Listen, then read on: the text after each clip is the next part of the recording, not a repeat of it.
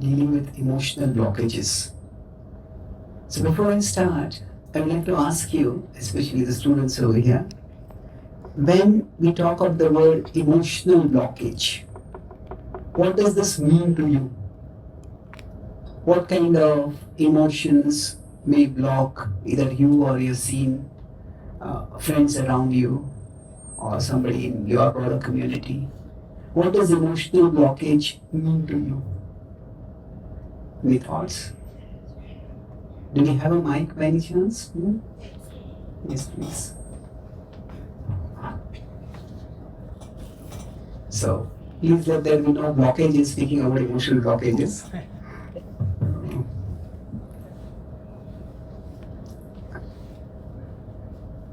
If anyone from the faculty would like to speak also, that's fine. That's behind.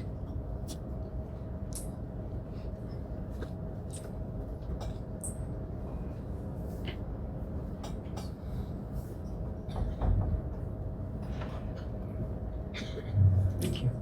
Good afternoon, sir. Yeah. For me, I think when we get attached to someone, like our friends or family, and then we have to move somewhere else, and when it's constantly we're changing, and especially at this point of time when we're traveling a lot, like I come from Odisha, and after moving here, distance had created a space, and then we tend to feel very anxious that we're no longer around the people we used to be very close, like my school friends or my family. So then we tend to feel lonely, and maybe that is Yes. a very anxious phase for me, and that's where I feel blocked emotionally. True. Thank you.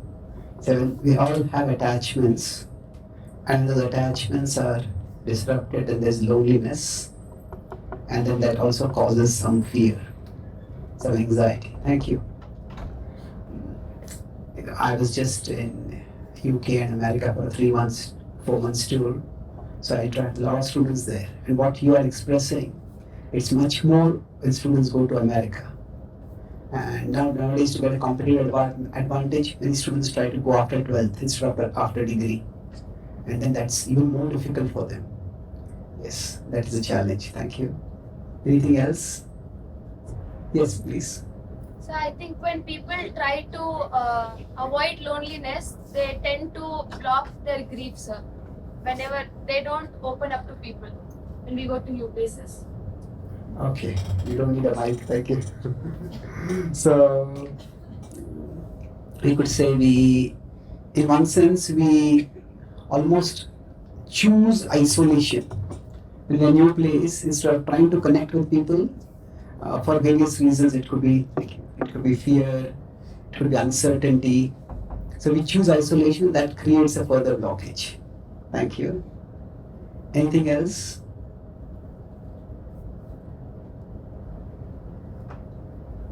Yes, please. So it's a hindrance causing so that we are not able to express what we want to tell. Some kind of hindrance of emotions that come when we have to express something and we are not able to do. That is emotional blockage for me. Okay, so some kind of inner hindrance. Thank you. So it is, we have something in our mind, but often the words that we express, either out of hesitation, either out of lack of clarity, either out of whatever factors, inner hindrance to articulation, to communication, to expression. Thank you. Yes. So it's not so much that the emotion is blocking us from inside, but what is inside, it is blocking from coming outside properly. True. Thank you. Anything else?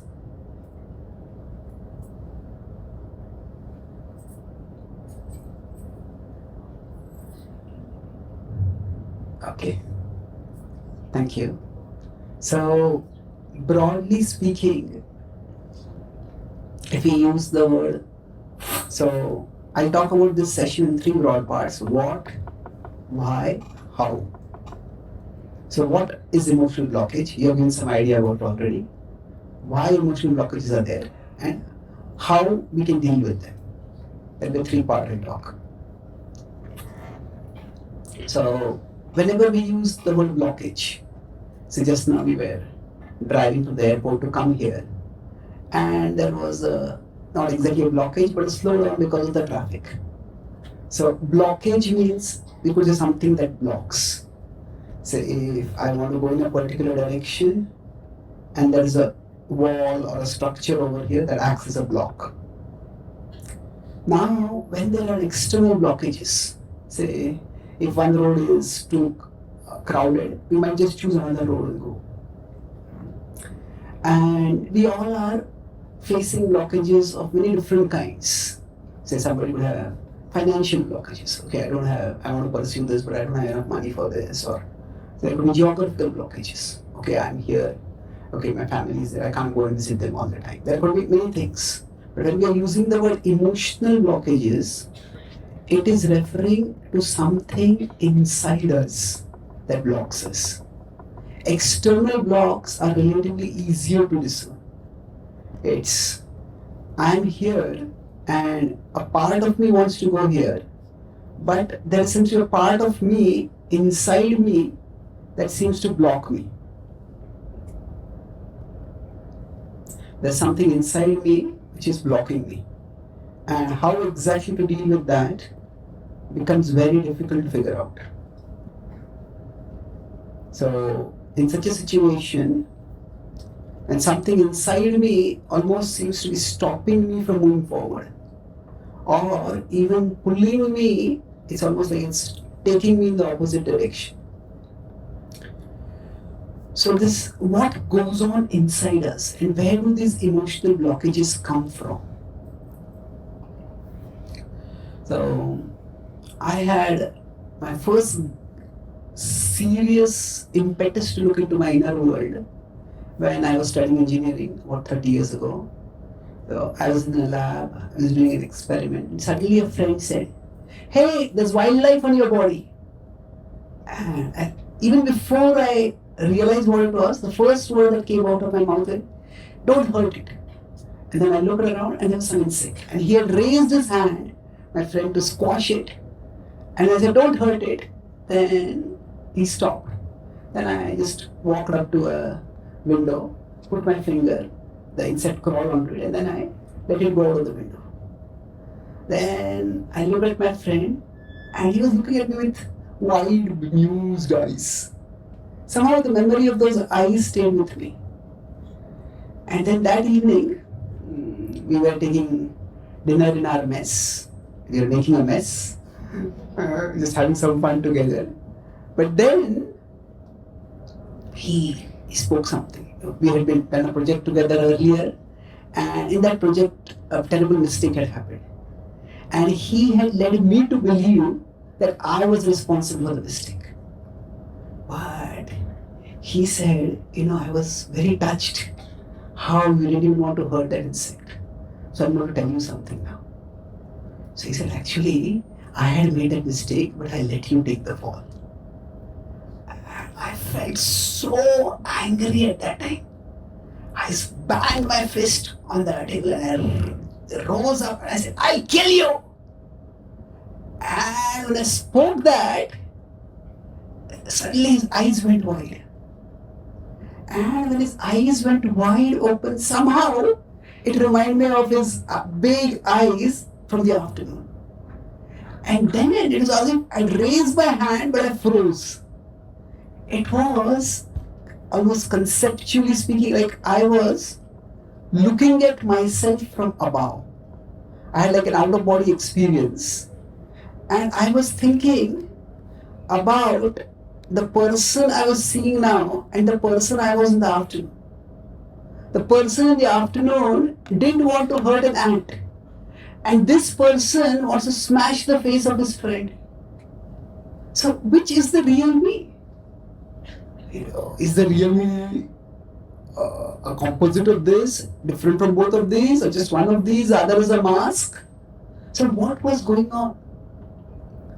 I felt I had to figure that out. Somehow at that moment the anger just disappeared as that thought came into me. And we all have probably experienced times, sometimes we are wise and sometimes we are otherwise. So,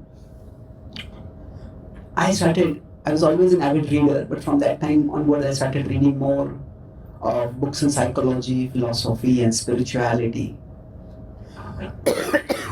So that's when I came across the Bhagavad-gita. And in the Bhagavad-gita, I read about the concept of the mind and where emotional blockages actually come from. So the Gita has a 3-level conception of the self. 3 levels is, there is a part of us that is physical, that is the body. There's a part of us that is psychological, that is the mind. There's a part of us that is spiritual, that is the soul. And the self, as we are, is a composite of these 3 things. So body, mind, and soul. Now this could be compared to a computer system in which there is the hardware, there's the software, and there's the user. So the body is like the hardware, the mind is like the software, and now we are neither our body nor our mind. We are the users of both of these things. We are different from our biology and we are different from our psychology. So, if somebody has a physical blockage, I need crutches for walking, that's easy to figure out. Okay, so legs are weak, you need some support to walk. But when there are emotional blockages, because the mind is inside us, it's not visible. And say some emotional blockage when somebody could be having a lot of fear of, like when you're meeting with new people, developing friendships, or somebody could have a lot of anger, where anything goes wrong, they just snap. Somebody could have some kind of trauma from the past, which they're not normally fearful, but when some stimuli that reminds them of the trauma comes, then they just become completely paralyzed, they collapse. So the mind is where all this is happening. Now what I found helpful about this 3-level model of the self is that it acknowledges that we have a side inside us, which is the mind, but we are different from it. That there is a core to us which goes beyond even whatever inner wounds and blockages that we may have. In the mind, if I zoom in on the mind, basically, what does the mind do? If I consider this to be a phone, I don't consider it as a phone, but you can see the flashlight now. So the source of the flashlight is the soul, the Atma. And what comes out from it is the Chaitanya. It is the consciousness. So the soul is the source of consciousness. And the consciousness that comes from the soul is meant to go out through the mind to the body and the outer world. So right now when you are hearing, you are looking at what I am drawing. So the consciousness is coming out from your eyes and going there. So it is like light, the light of awareness. That is one aspect of consciousness. Another aspect of consciousness is also that it is the energy for action. Say, when you are hearing this, if something seems interesting to you, then you may lean forward. Okay, I want to learn more about this. If it feels boring, you may just relax and may look here, look there. So our consciousness is constantly responding to what is happening outside. We are perceiving and then we are acting. And for both of these, the consciousness plays a role. And the mind is the transmitter of consciousness. So when we say somebody is absent-minded, now we might be talking with someone and you're talking and we see their eyes glazing and say, earth to you, earth to you. You know, which planet have you gone to now? Come back to earth. So basically what happens at that time? Say, the soul is here, the body is here, but the mind has gone somewhere here. So then the consciousness, the Chaitanya, gets partially here and maybe majority there. That's why when we talk like this, say our mind, when there is a talk, our mind goes for a walk. And then if there is some humor, the mind comes and hey, what is the joke? I also want to know. So the idea is, the mind, it is meant to be a transmitter of consciousness. But sometimes it does not transmit the consciousness properly. Sometimes it just it goes off somewhere else. Now, when we talk about coming to the topic of, we are saying, what are emotional blockages? So basically, the mind is not like merely like a pipe or a tube through which consciousness is growing.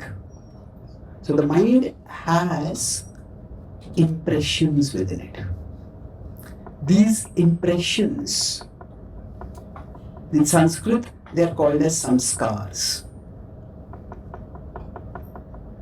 So samskar, it refers to an impression inside the mind. You can write samskar in English as samskar. Everybody in their psyche has some or the other scars. And say, for example, somebody has had some trauma. Somebody has PTSD. Anyone knows what is PTSD? Post-traumatic stress disorder. Say somebody is in a war field or somebody is in a place of terrorist attack and a bomb exploded right next to them. And they saw just people next to them blown to smithereens. Then after that, even if they hear the sound of something crashing, maybe an object just falls from a table. What happens is that stimulus, when it comes in, that stimulus gives a huge reaction. Because inside, it reminds us of the bomb blast. So like that, say if we had a very close friend, and that friend let us down, that friend betrayed us, then the thought of making any other friend, that immediately triggers the fear within us. So the samskars cause distortion of the perception that is coming in. So the consciousness flows in, it takes information from outside and flows in. But sometimes some small stimuli can cause a huge response. And that itself is an indication of some samskar being present. Say for example, if there's somebody behind me right now, and they want my attention, so they tap me on my shoulder, and they tap me gently. If I scream, that's what happened. I tell them, actually I have a sprain over here. I had fallen and okay. So now, whenever there is an injury, a small stimulus, disproportionate response. So similarly, how do we know what are the samskars that we have that could cause emotional blockages to us? That is, a stimulus leads to a disproportionate response. So wherever there is a disproportionate response, that suggests that there is some samskar over there. There is some impression over there.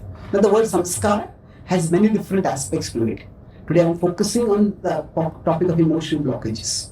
That's why I focus on this particular aspect, that when emotions occur, say if we are speaking casually, some people, hey, that was not a good thing you did.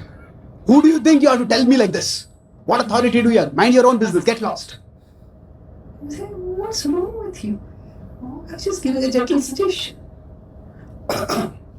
So basically inside them, there is some samskara which makes them see things in a disproportionate way.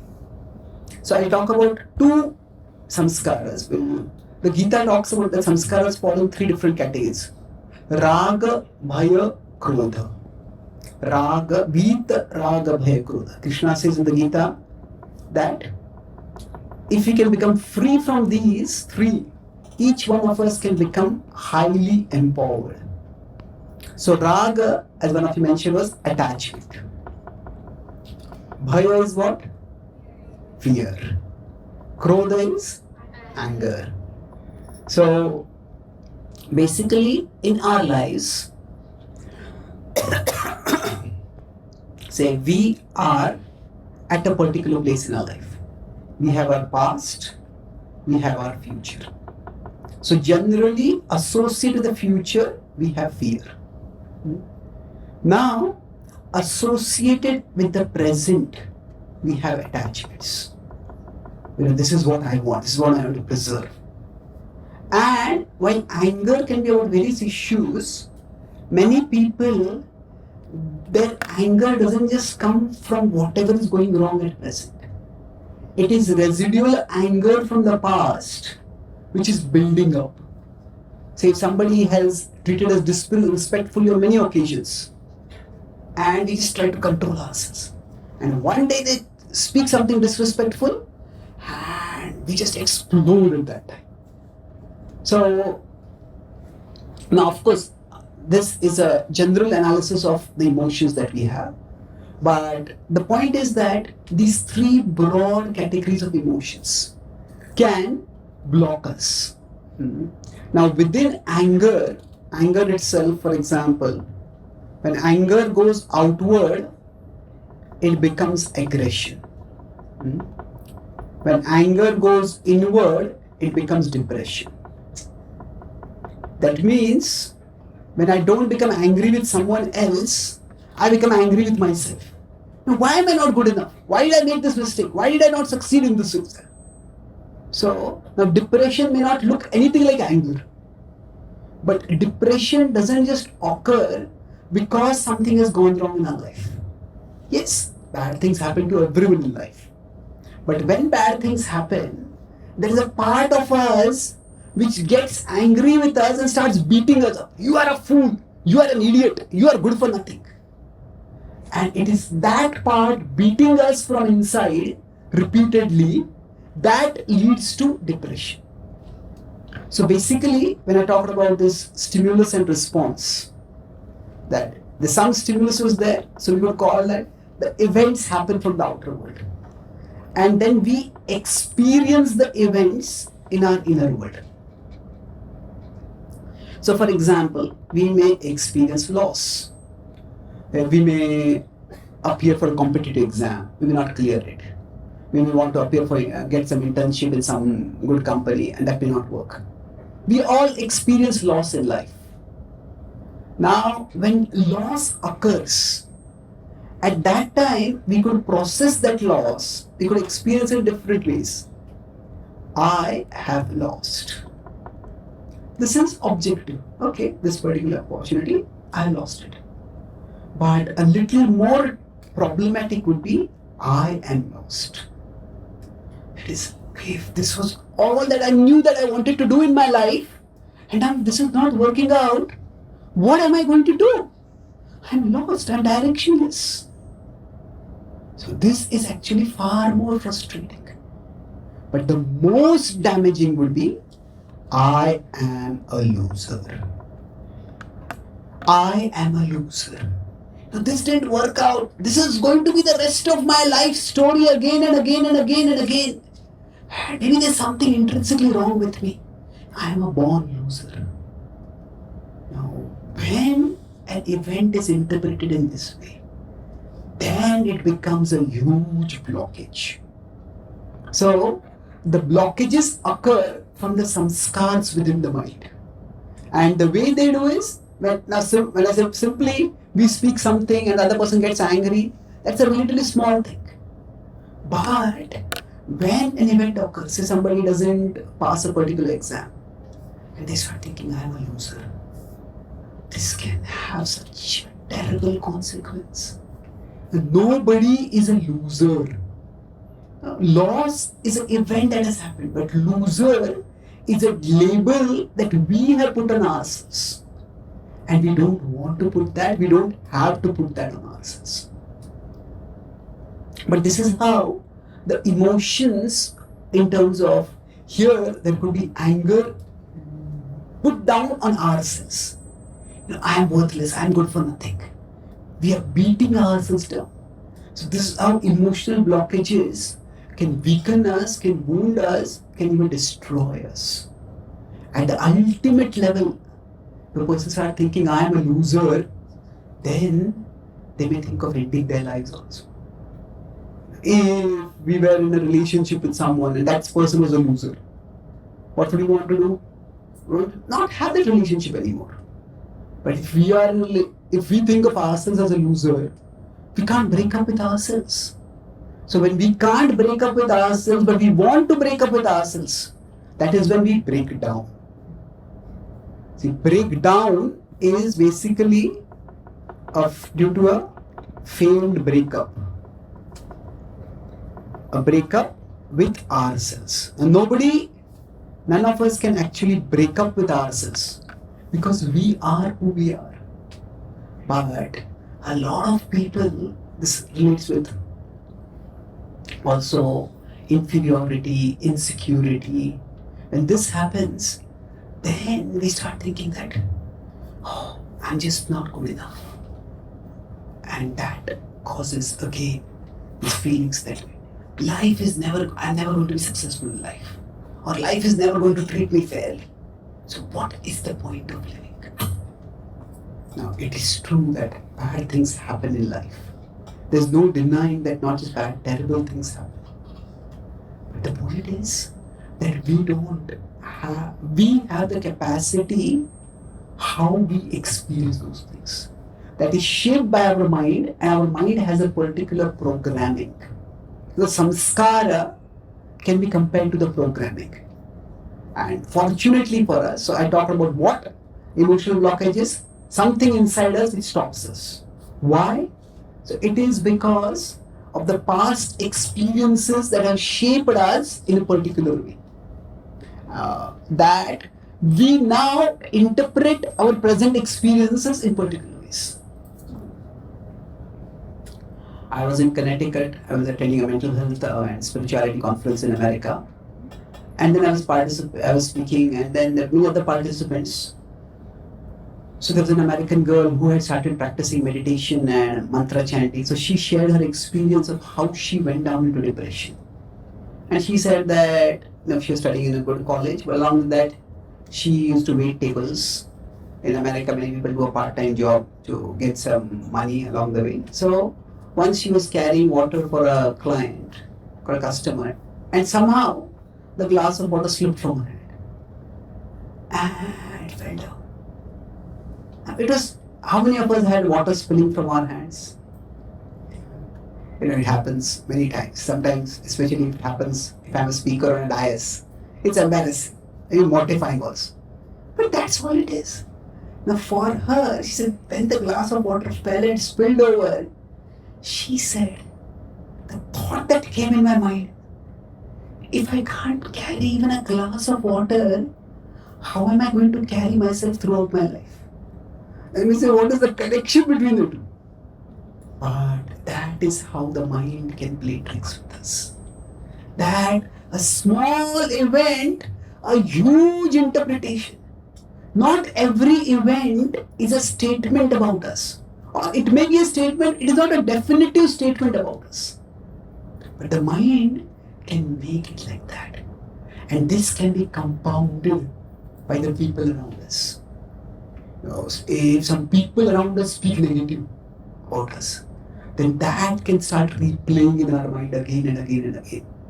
Say while growing up, maybe we had a sibling, maybe we had a neighboring kid, and we were always unfavorably compared with that kid. Oh, just how hard that person works, how well that person does in studies. Then that creates impressions within us. Now, we all have certain impressions. So what do we do about it? This is the last part, so I'll conclude. So how? So the Gita says the way to deal with the mind's impressions, so 635, Abhyasa and Vairagya. So these words can be translated in many different ways. But I'll focus on one simple translation: bonds and boundaries. Bonds and boundaries. What does this mean? Say, I'll explain this through 4 distinct examples.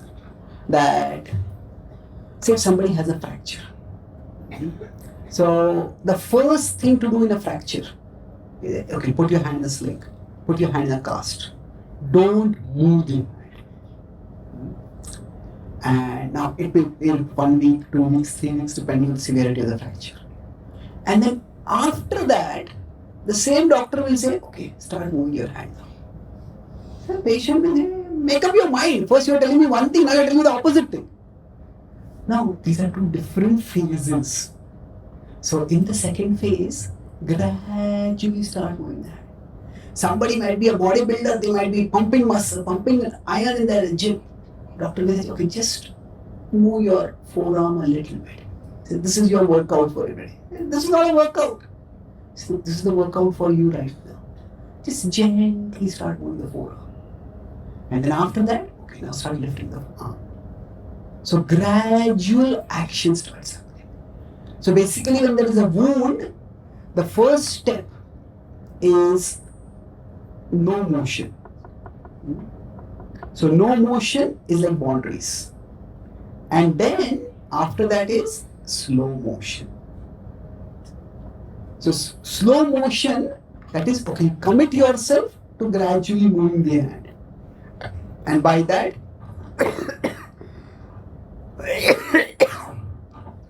the hand will gradually recover. The same principle applies to our emotional wounds, the things that are causing blockages for us. So we all need boundaries. So for example, if somebody has a feeling of insecurity, inferiority, unworthiness, then we need to make sure to evaluate what kind of people are there around me. So there are people who value us and there are people who devalue us. So we do something and they encourage and they appreciate. And there are people, even if we do 100 things for them, they only criticize us for not having done the 101st thing. So nothing is ever enough for them. So they will devalue us. Broadly, there are two kinds of people in the world. Some people bring happiness wherever they go. And some people bring happiness whenever they go. So, we need to, in our life, evaluate, in my social circle, who are the people who value me and who are the people who devalue me. So, value those who value us. That is the bond. So people whose overall effect on us is encouraging, affirming, affirmative effect. So try to be better friends with us, such people. In fact, this was one of the imports of the idea of satsang. To have good association is those who remind us that despite what is going on in our life, there is a core of divinity to each one of us. That no matter what challenges we might have, God is within us, God is with us. And they remind us of higher realities. They help us boost our confidence in our morale. So value those who value us. And the opposite is don't overvalue those who devalue us. So this is the boundary. So we need to create a boundary. If there are people who constantly speak negative, then better keep a distance from them. Better. That relationship could very well be toxic. If there are people whose overall effect is that they drag us down, after we spend time with them, we get more agitated, we are more disturbed, we are more distracted, then the effect is negative. So this is with respect to the outer world. That I'll talk about bonds and boundaries at three distinct levels. So one is we have these three levels of being: body, mind and soul. So at the level of the body, we look at who are the people I'm associating with. And at the level of body, choose our association. Now, at the level of the mind, we choose our contemplation. That means that in the world we will see many things. We will hear many things. We can't avoid that. There are many things which agitate us. There are these 3 monkeys of Sushil Gandhiji. He says, what do they say? Bura mat bulao, bura mat dekho, bura mat suno.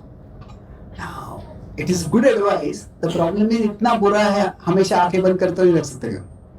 We can't walk around with closed eyes. So we can't always choose what we see. We can't always choose what we hear. Sometimes there will be people who speak bad about us, people who speak discouraging about us. Now we can't choose what we hear, but we can choose what we remember. We can't choose our memories. Memories in the sense that what people have said about us in the past, what people have said to us in the past, those memories are already there inside us. We can't choose our memories, but we can choose which memories we replay. Just because there is a memory inside us does not mean that I have to replay it.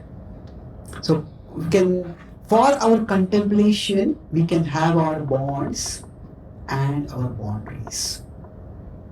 That means if there are certain thoughts that tend to agitate us, then better don't think about it too much. Across the world now, social media has grown like more than a wildfire, and it's like a mass experiment that is being done on entire generations without any evaluation of what the results are going to be. What has been found out at one level definitely is that, especially among teenagers, the use of social media often leads to a lot of feelings of insecurity and inferiority. We look at others, what they're doing on their Facebook, on their Insta, and everybody seems to be having such a wonderful life. And we feel my life is so ugly. Nothing special is happening in my life. So actually, we are not comparing ourselves with others. We are comparing ourselves with doctored version of others. The photos themselves may be initially doctored and then they are digitally doctored. So, okay, now we cannot cut ourselves off from social media, but maybe regulate yourself. Okay, that I won't open my social media accounts till say afternoon. Right. For some time, I want to focus on my studies and focus on my spirituality, whatever it is. Something that boosts me. So, each of us needs to create boundaries about things that agitate, things that create negative emotions within us. So if some people speak words that anger us, we can't eliminate those people from our lives, but maybe we don't have to think about those people so much. Now the problem with this is that it is very difficult to not think about something. But the key is to have something else to think about. Like there's a small kid in the school and there's a giant bully over there. Now, if the bully is terrorizing and tormenting this kid, the kid gets upset. The kid says, okay, tomorrow onwards, I'm going to go to gym. I'm going to be big enough to fight this bully. Well, in movies it seems to happen one day that a hero is gone, beaten by the villain, next day comes and starts beating up the villain. In real life it doesn't happen like that. So the kid can't beat the bully. But what the kid can do is make friends with another well-built person. So these are our unhealthy thought patterns. Now we can't suddenly stop our unhealthy thought patterns. But what we can do is we can create healthy thought patterns. patterns. When we create healthy thought patterns, those healthy thought patterns will fight with the unhealthy thought patterns. So the idea here is that we don't try to fight. Say suppose our mind is thinking in a particular way. Don't think about it. Don't think about this. That won't work. Okay, let me just think about something more constructive. And this is where in our traditions, when we have rituals, sometimes the word rituals has a negative connotation. But if you go on Amazon and see bestseller or self-help books, there are the 3 morning rituals of a CEO. So there are celebrities who have written my morning rituals. The idea is that I do these things and they help me to get a head start on the day in the morning. So rituals are basically activities that are repeated, and by that repetition, what happens is we get a positive foundation for the day. So I'll give an example for this. I earlier started with talking about how the mind is like a software. Have any of you heard of this small thing in Mumbai?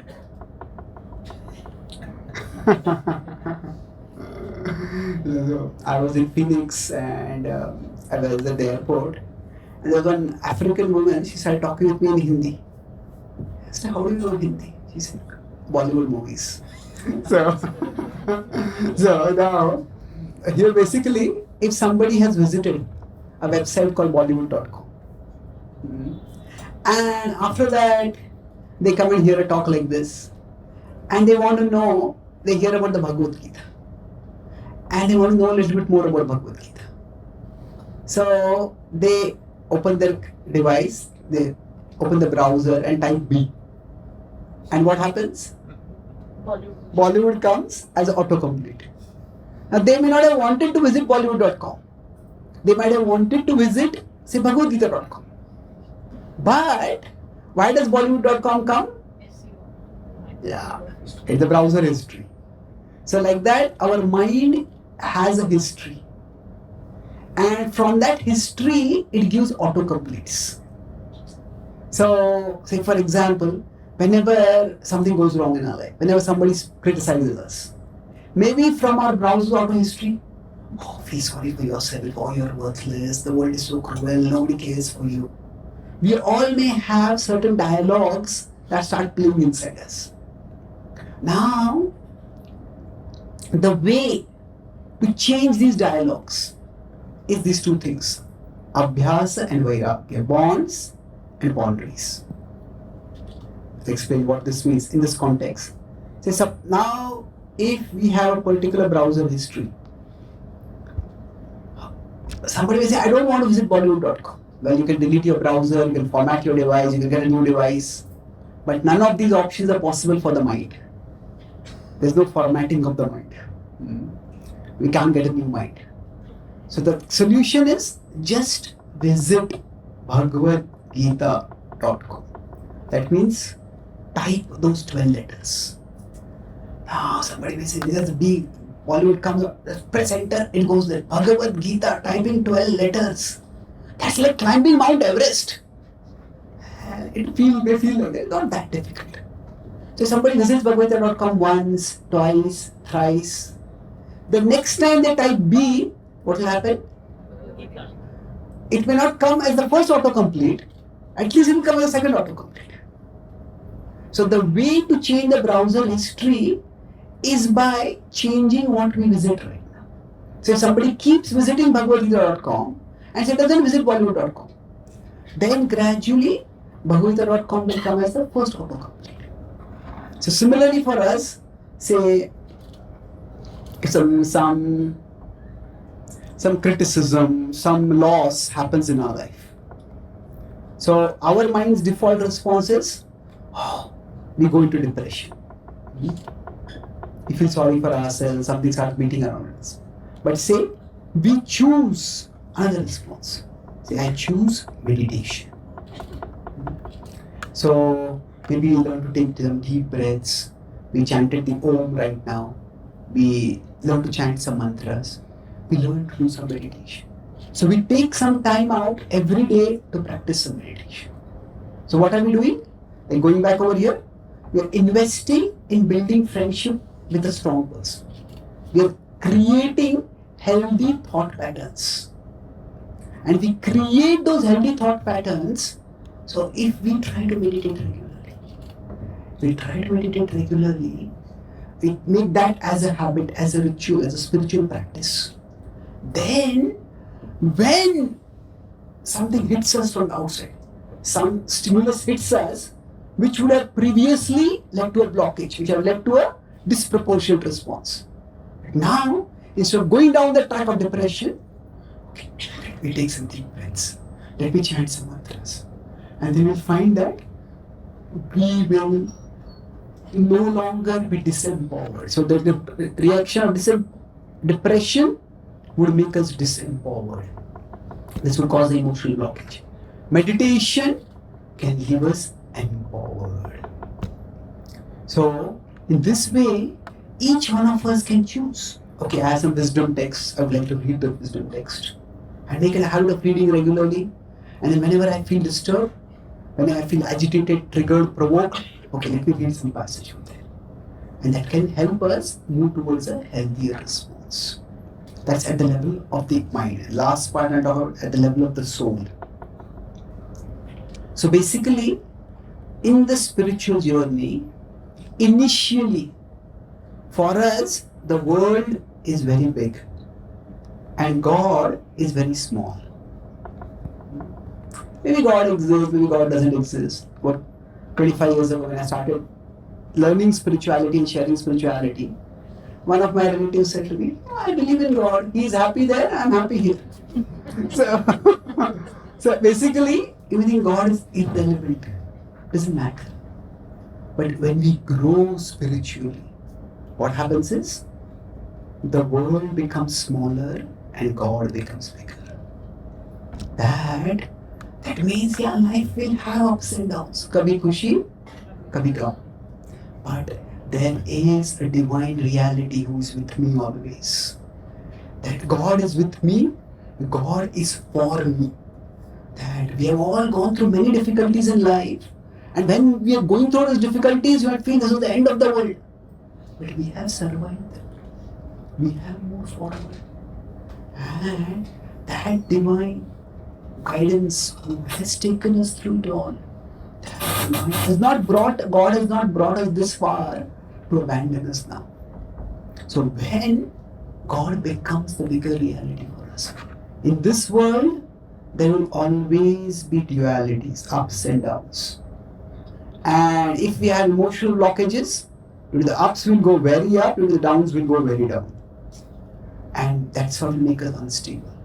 But when the world itself becomes small, then even its ups and downs become small. And that's how we get stability. So for us, we need some time every day. That's why at our morning rituals, I'm reinforcing the same point over here, the spiritual level. It doesn't just change the impressions within our mind. Some people say everything is just a matter of the mind. Well, no, there is a reality out there also beyond the mind. There's mental reality, but there's also physical reality. And there's also a spiritual reality. So meditation doesn't just reprogram our mind. It definitely does that. But what meditation does is, it awakens our awareness of a bigger divine reality. And when we live in the presence of the divine reality, in the Bhagavad-gita in 1858, the Gita states, Mat chittaha sarva durgani mat prasadat tarishyasi. That when we understand how big God is, then the world's problems and the mind's blockages, they don't seem so big. That instead of going to God and telling God how big my problems are, how big my issues are, we usher ourselves through spiritual practice and meditation into the presence of God. We experience the greatness of the power and the presence of God in our lives. And then we tell our problems, how big God is. So when through regular spiritual practices God becomes a bigger reality for us, our emotional blockages, and the problems of the world that cause those blockages will both diminish, will both become lesser. The world has great power to hurt us, but greater than the world's power to hurt is God's power to heal. And it is that power we focus on. It is that power we access when the world becomes smaller. The world's power to hurt is great, but much greater is God's power to heal. So this is what happens to Arjuna in the Bhagavad-gita. Arjuna at the start of the Bhagavad-gita is emotionally blocked. He's confused. He's discouraged. He's a warrior, but he has put aside his bow. I can't fight. Arjuna's bow represents our confidence. Sometimes life can present us with such challenges.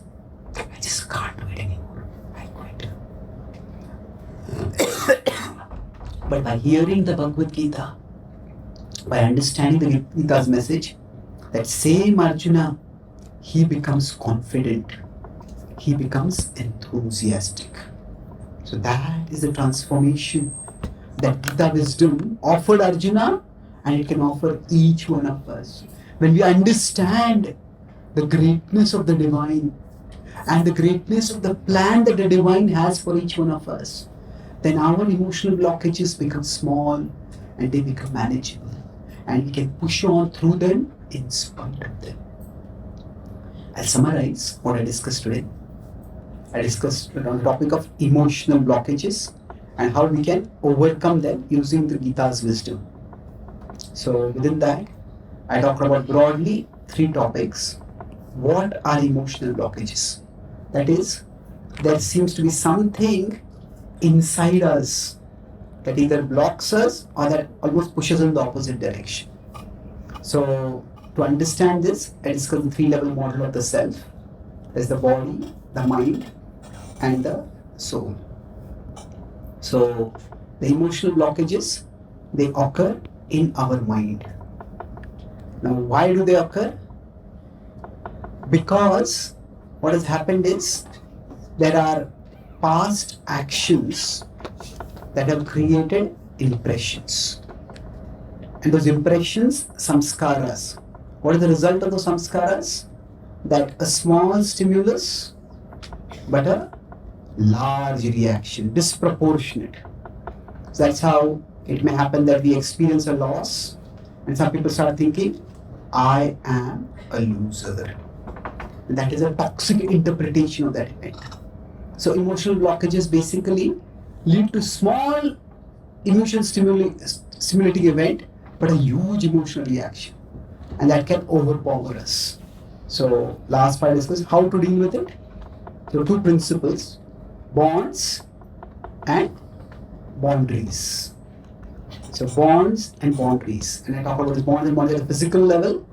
We choose good association that values us. Value those who value you and don't overvalue those who devalue you. People who devalue us, avoid them. That's at the level of the body. At the level of the mind, we bond with healthy thought patterns. So whenever something goes wrong in my life, instead of spiraling into depression, I try to maybe practice meditation. So I try to cultivate these healthy thought patterns. So it's like befriend a powerful person when we are having to deal with a bully. So our unhealthy thought patterns are like bullies. So we want to get rid of them. But we can't just get rid of them. We need to create healthy thought patterns and let them fight with the unhealthy thought patterns.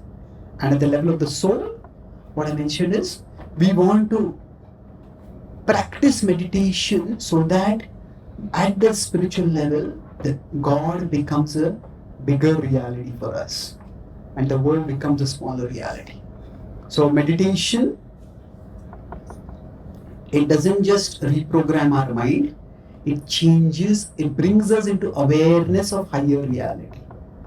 And in that way, No matter what hurts the world may have caused us in the past, no matter what wounds our minds may have, whatever wounds our mind may sustain in the future, if we are living in the bigger presence of the divine, then the God's power to heal will always triumph over the world's power to hurt. Thank you very much. Hare Krishna.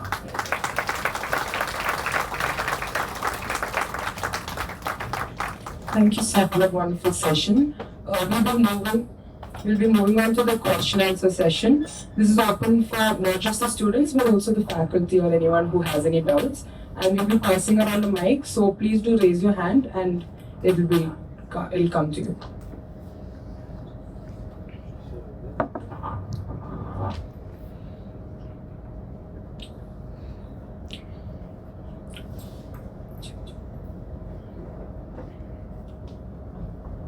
Hare Krishna Swami.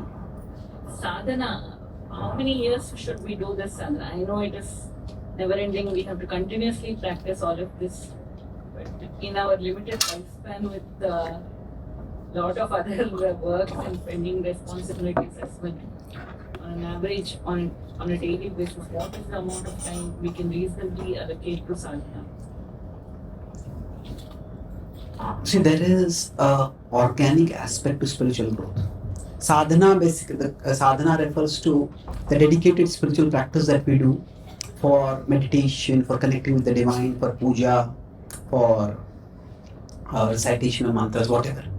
So now the idea is every one of us is at a particular stage in our spiritual evolution. And at our stage, a certain level of sadhana will be what will be comfortable for us. Like for growing in any area of life, we need to push ourselves. If somebody wants to build muscles, then if they can lift 15 kg, if they lift 5 kg, they are never going to grow. But if they lift 15, 16 kg, gradually they will grow. So the idea is, whatever meditation we do, meditation should do two things. Basically, it gives us an experience of some higher reality. That in life, in the world, I have my family, I have my job, I have this, I have that, I have to deal with all these things. But there is some other reality. There is a bigger world beyond this visible world. And it could be if we go to some temple, we could go to some sacred place, we feel some vibes over there. There's something peaceful, there's something profound about this place. What is it? We all experience something at some time like that. So our sadhana, our regular practice, we need to get some experience of that. And then it empowers us in our present reality. So exactly how much time we do it, it can start with 5 minutes, it can become 15 minutes, it can go to 2 hours. The important thing is that we practice in such a way that it helps us grow. We all need to push ourselves a little bit, but it shouldn't become a burden. Sadhana is not just another thing to do in our busy life and we have hundreds of things to do. Sadhana is a thing that enables us to do everything else in a different way.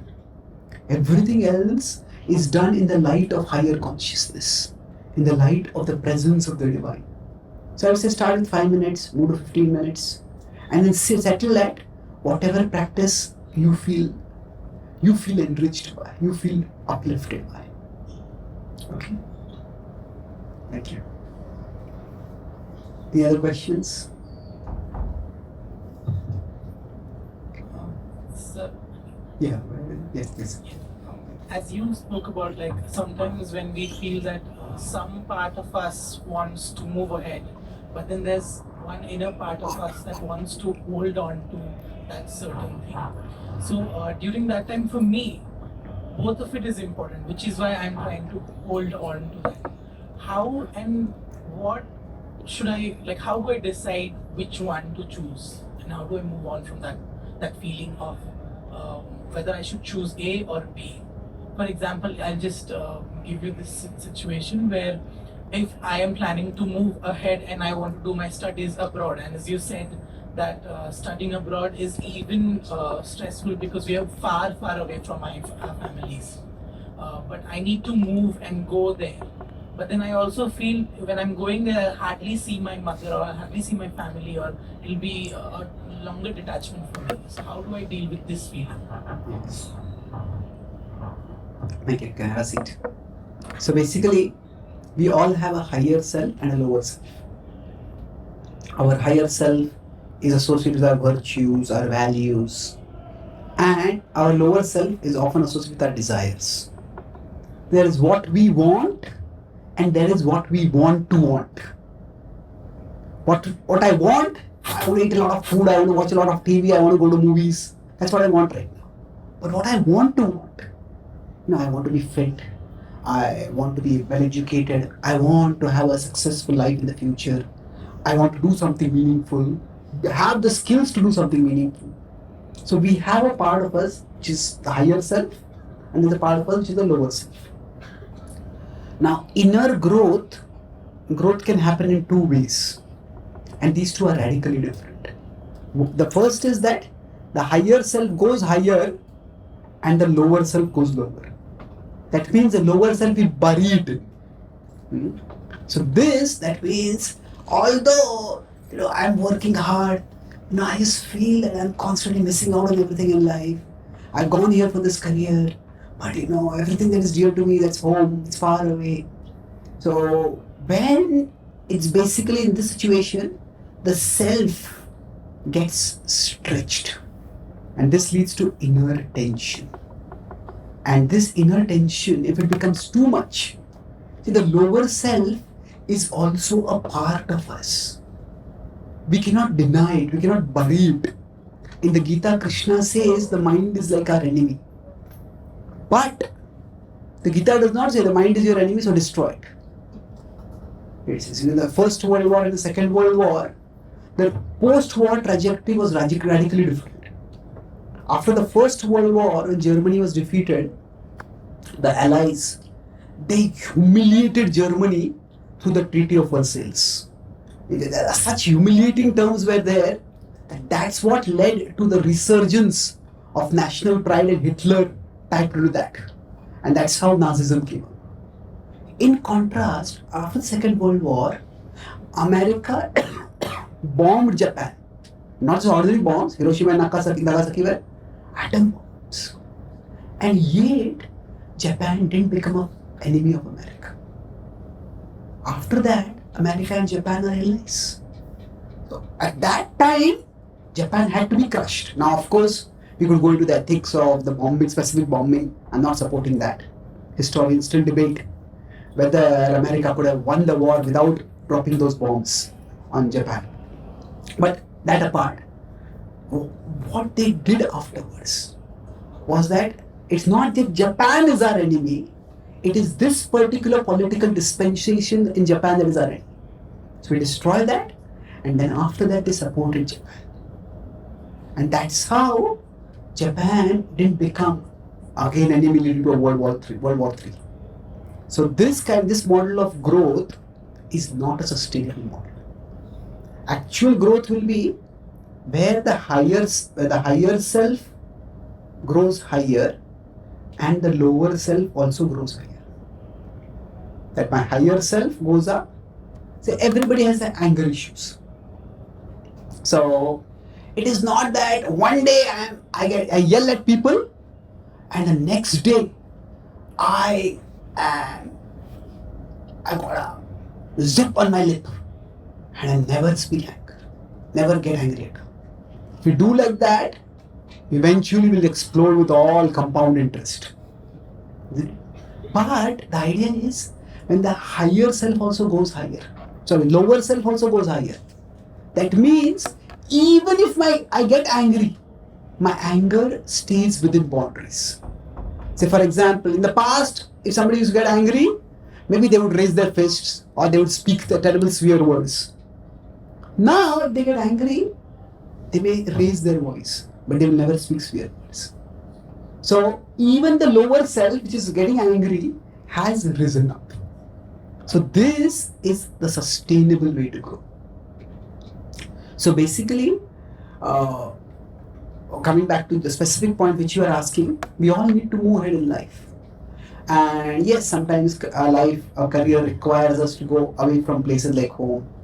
At that time, the part of us which needs comfort, the parts of us which needs the familiarity, now that part, how do we address that?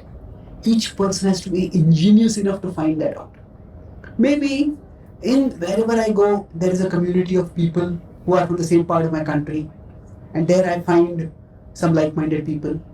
Or maybe I develop some other interests, and I find that in this community I feel comfort. So basically, there is a desire, and there is underlying it a need. So the desire itself may not be fulfilled. Oh, I want to be with my family, my friends. But the underlying need is for people whom I can trust and who trust me. So that need may be fulfilled in some other way. And ultimately, when we grow spiritually, we understand that God is always with us. And of course, that doesn't replace the need for society, but it decreases the dependence on it. So when we spiritually evolve, then that need is addressed at a spiritual level. But the point is, when our lower self is not to be exterminated, it is not to be erased, it is to be raised.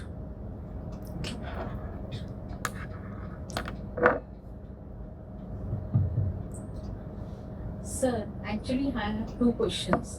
One is, how do you stop overthinking? And the second one is,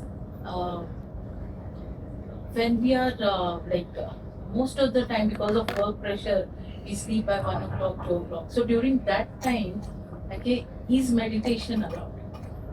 So that we get a sound. Okay. The second question first. Is meditation allowed if we sleep late at night? See, meditation can be done anytime. There are times when meditation can give us the maximum benefit. That's times in the mornings when we are fresh, our mind is alert. Let's see, meditation has two distinct functions. Meditation has a range of functions, but at one level, enlightenment. Like I said, meditation brings us into a higher reality. But meditation is also a means for stress relief. It is for relaxing. So now both of these are there. If you think of meditation only as stress relief, then we are undervaluing meditation. But if you think of meditation only as enlightenment, then the other practical benefits, if we don't access them, we will enlighten. Who needs it? I don't need it right now. So there's a spectrum. So meditation as stress relief is actually much healthier than Prozac or something like that, which people just take pills into their body. So if we are practicing meditation for stress relief, any time is good.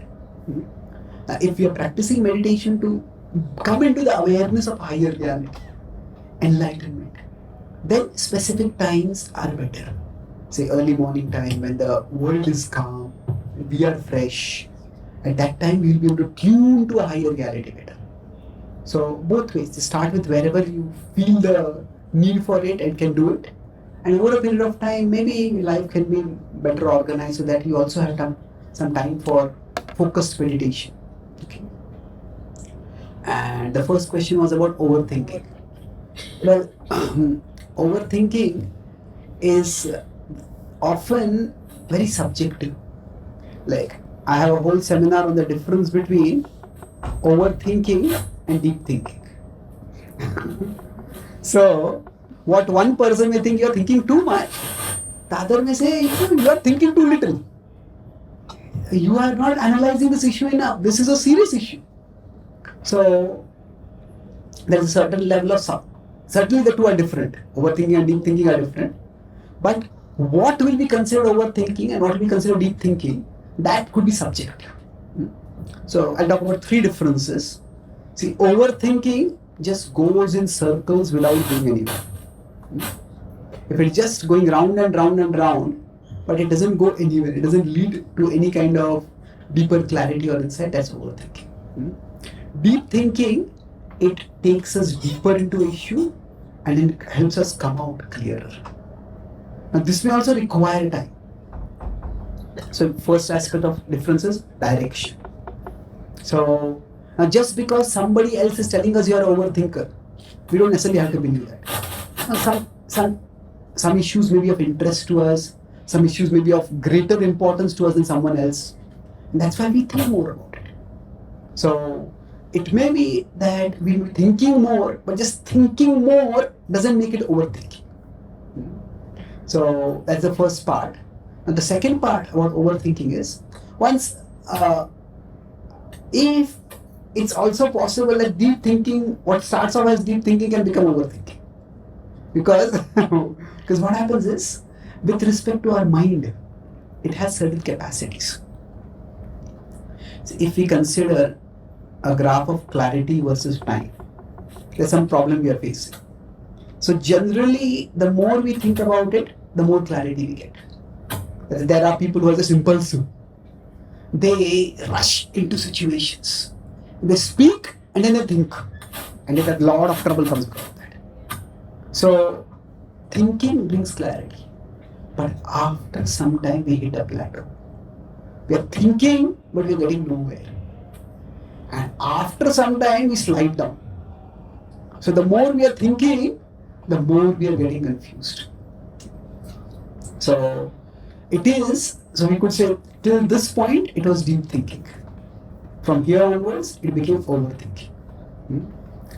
So what do we do in this case? We could take breaks.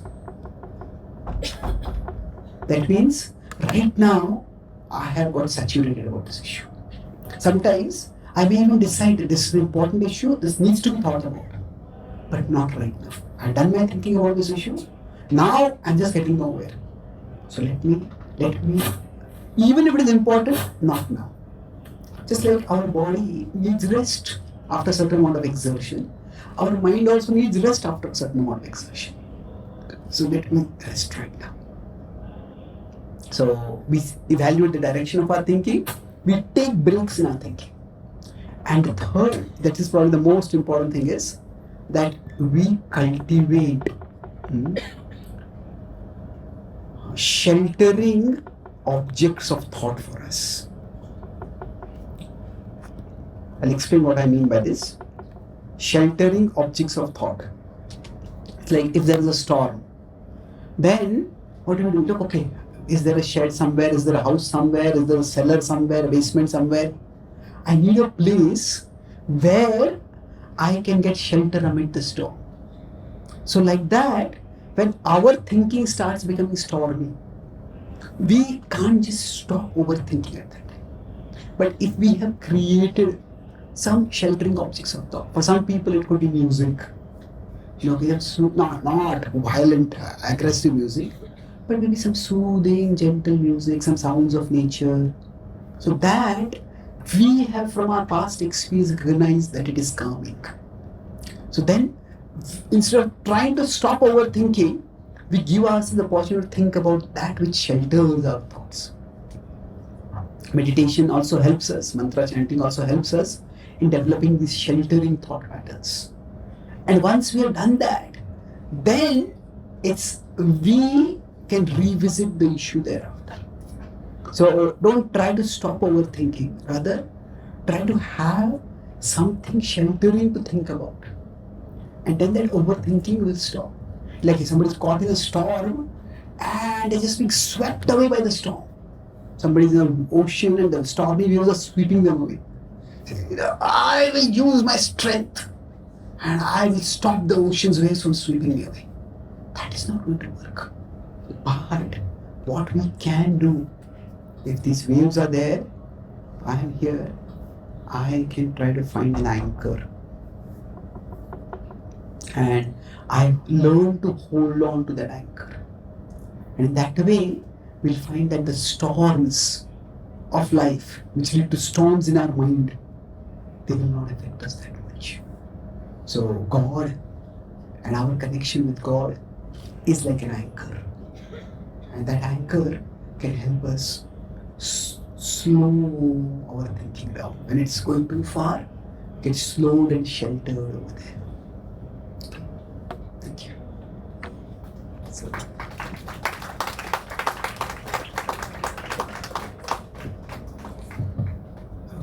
Good afternoon, sir. So my question is, you spoke about setting up boundaries.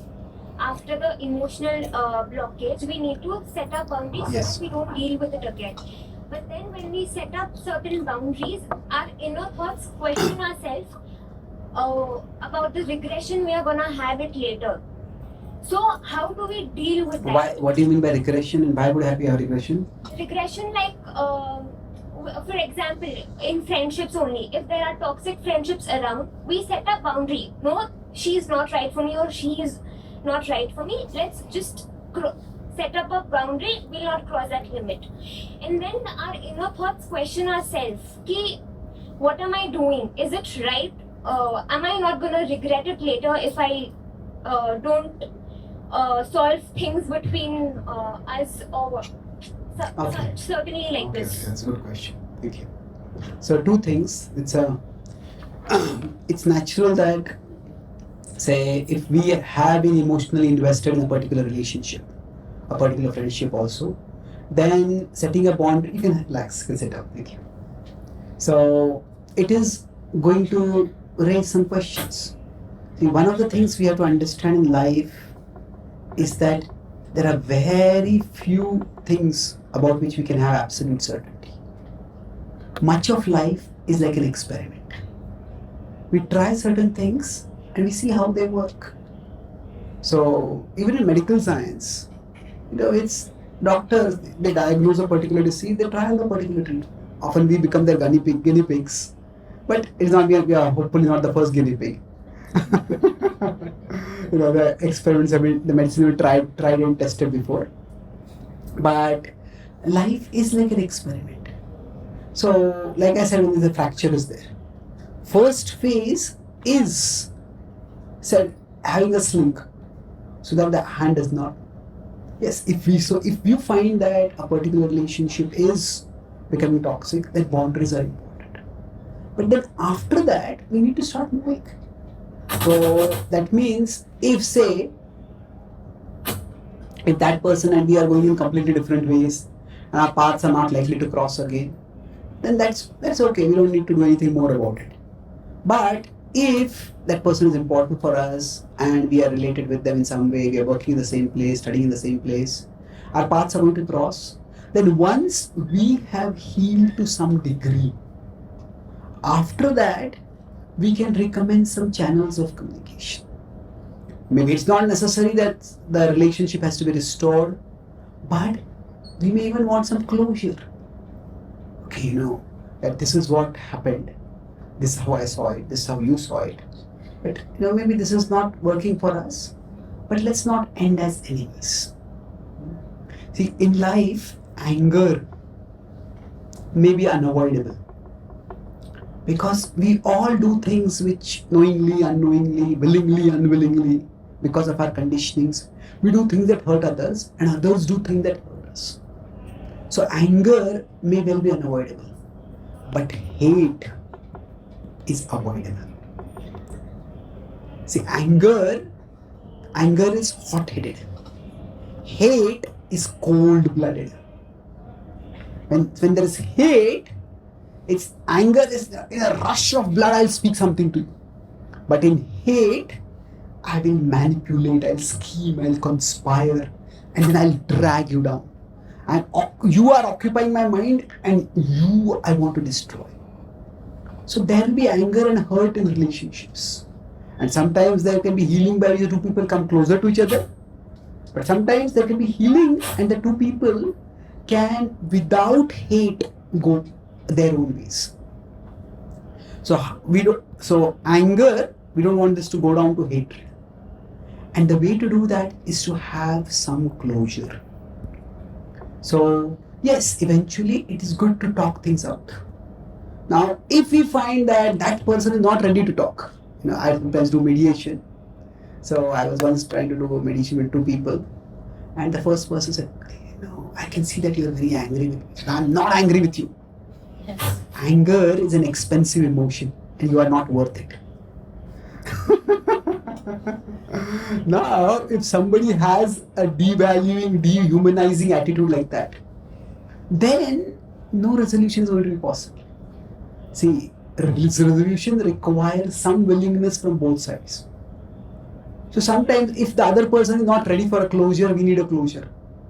Then, we could just write in a journal, maybe pray to God that this is what I learned from this relationship, this is what has happened. If I have hurt that person, I seek forgiveness for that. But I want to move on with my life. And then maybe write it down, burn it away, or have some physical act to close. If you can do it with the other person, that's the best. But otherwise, a symbolic gesture can also help. Does it address your question? So again, bonds and boundaries. So it's not so much the boundary we are setting so that we can have healthier bonds. Either with that person, or even if it's not with that person, we have recovered so that we can have a healthier bond with someone else in future. Okay. Thank you. Good question. So, thank you very much for your thoughtful. Do we have time? One last question. Sir, good afternoon, sir. So we as students are always told from our childhood that we should aim for the top in class, we should be the first. But at the same time, we are told that we should not want the fruit of our hard work. So how can we motivate ourselves to work towards the goal without actually wanting or needing to have that position? Okay, good question. So we should aim for the best, but we should not want it. So by not wanting it, are you referring to the Bhagavad-gita? Karmanyevadikaraste? Yes, sir. Okay. Yeah. It's an important question. See, the Gita talks about this in 2.47. But just 6 verses before that, in 2.41, it is saying, Vyavasayatmika buddhi ekeha kurunandana. So it is talking about be fixed in one goal. Don't have 100 goals. So like some people have New Year resolution, they said, one friend told me, I have made 108 New Year resolutions. I said, those are not resolutions, that's a wish list. Nobody can actually stick to 100 resolutions. So have one purpose. So the Gita is not against setting goals. There are results. Which it again doesn't say that don't seek results. It says don't be attached to results. There's a difference. I'll explain the difference. See, wherever in any situation that we are, say this is a project that I'm doing. This is something I want to achieve. Now what we put in, that is in our control. What we get out, that is not, what we get out of it, that is not necessarily in our control. Say I came for this talk. I came prepared with the content that I wanted to speak. I anticipated what questions might come. But I can't control what I'm going to get out of this talk. How much help this talk is going to do for all of you, that is not in my control. My control is in preparing as much as I can. So basically, there are things in our control and there are things not in our control. So in life, we are often taught that action brings result. And that is true. This is the basic principle of karma also. Karma leads to phala. Action leads to result. But it's not that simple. That it is, sometimes it may happen that I may do an action worth 100 and I may get a result worth 10. And this can seem patently unfair. But if we are honest, we also think of times when, say, we did an action worth 10 and we got a result worth 100. Sometimes we just prepare very little for an exam and whatever we prepared comes in the exam and we do well. Far better than what we actually deserve. So life works both ways. Some of you may notice that I need crutches for walking. So when I was one, I got polio. So I was walking normally, just felt I could never walk after that. But I don't remember that. My first memory of that is some relative had come to our home and he was consoling my mother, saying, "I'm so sad that your son got polio." And I remember my mother speaking in a very clear, confident voice. Whatever he lacks physically, God will provide him intellectually. Now, I had no idea what my mother saw. I was probably 2.5, 3, what my mother saw, what intellectual ability in me. And she passed away thereafter, so I didn't get to ask her. But Somehow that stayed in my mind. And then I couldn't play like other kids, outdoor sports. But when I started studying, going to school, I could understand things so fast, I could remember things better. So somehow my mother's word guided me. I could say that I didn't do anything to deserve a physical inability. But what did I do to deserve a better memory or a sharper mind? I had that. So basically in life, our results are not proportional to our efforts. That's just the way life is. So somebody may have an IQ of 170 and somebody may have an IQ of 130. Now student with an IQ of 170 may study for 1 hour, and that student may get more than a student with an IQ of 130 who studies for 10 hours. So while actions do lead to results, the actions alone are not the cause of results. Basically what happens is, in this case, we had a positive karma of 90 from the past that adds to the present. So we can understand this simply. Say if somebody first time picks up a music, say a violin, and starts playing it, and somebody has practiced a violin for 100 hours and picks it up. Now both of them are doing same action, but the result is very different, isn't it? First people say, come on. For the second person, people say, come on, play more, you like to hear. For the first, oh, please stop now, isn't it? So even from this life's perspective, we can see that actions contribute to the results, but actions don't solely determine the results. So our present actions plus some past action, that determines the result. And the past action can be from this life, the past action can be from previous years. So that's why when it is said, set goals, that is, we want to motivate ourselves, we want to do our best, we want to offer our best. So when we set goals, when we have a mental picture of where we would like to be, that will motivate us to put in our best effort.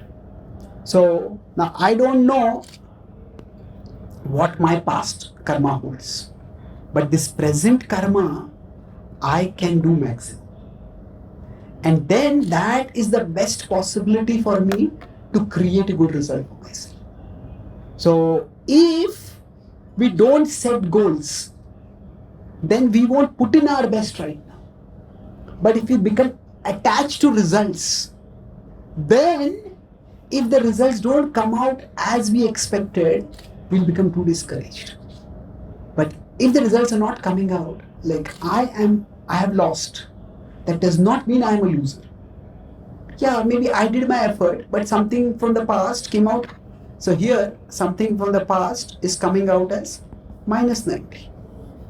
And that's why what I'm getting is less. Say one of my friends is from a particular community, and he went to America, and I met him in America. He says, that community is seen negatively in America. So he said, to actually make friends over there, I had to put far more efforts than somebody else had to put. That's because there are biases and prejudices. But that doesn't mean that if he is kind and he is friendly, that is having no effect. It will take more time to have effect. Now, in some areas, our past karma may work positively for us. In some areas, with a little effort, we'll get a lot of result. In some areas, with a lot of effort also, we may get little result.